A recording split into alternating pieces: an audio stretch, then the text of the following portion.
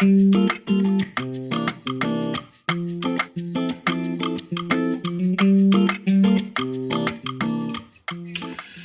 everyone, we're going to go through very quickly here some of the mistakes I see most often in academic writing for this course and some simple solutions for you on how to address those. These I see most often. They're not complicated.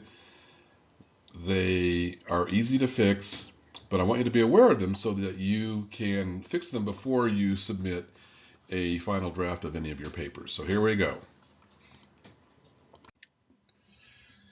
Here's a very common one, and it's very easy to fix. I see a lot of papers that throughout the paper will use first names of either a reference source or someone that the paper is written about or someone that is in the paper for some reason.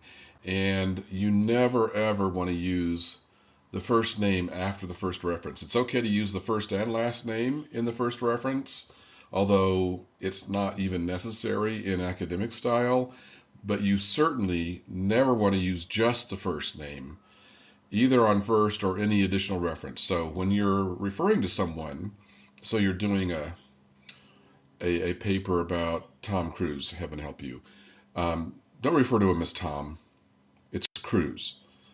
That goes for anyone that you're referring to in an academic paper.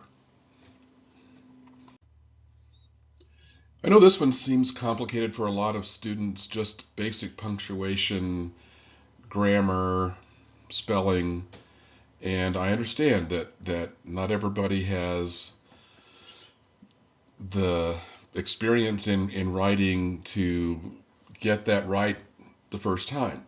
I've been writing professionally for more than 40 years, and I still use a grammar checker.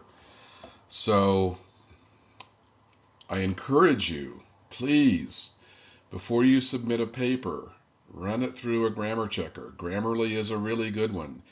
You can go to there are plenty of places. They don't cost anything, but you are making a terrible mistake if you're not running your paper, your final paper, or as you write it, through some kind of a grammar, spelling, punctuation checker, because it saves you from some really, really simple mistakes. Commas, semicolons, where to place the period. In academic writing, I see a lot of misplaced periods when you're using in-text citations.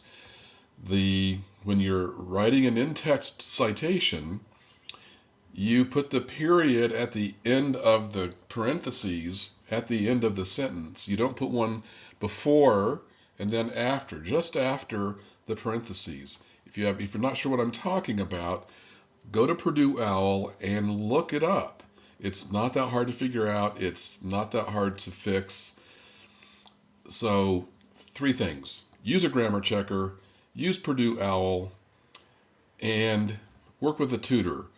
There is absolutely no shame in working with a tutor to help you avoid these really, really simple mistakes.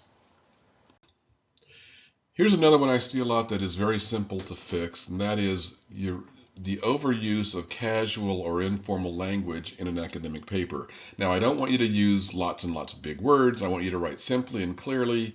I want you to write in active voice. I've got a whole other lesson on how to write better that talks about those kinds of things, but I also don't want you to sort of replicate what you would do on social media or be chit-chatty in your paper. That's inappropriate for an academic paper. So again, there are places to go where you can get a feel for what that looks like. I provide you samples of papers to read. You can be clear and succinct and simple without being overly casual or overly informal. That's the goal. Finally, I'm not going to do a lot of narration on this one because I want you to just go look at it, but you should try as much as you possibly can in any academic paper to tell a story.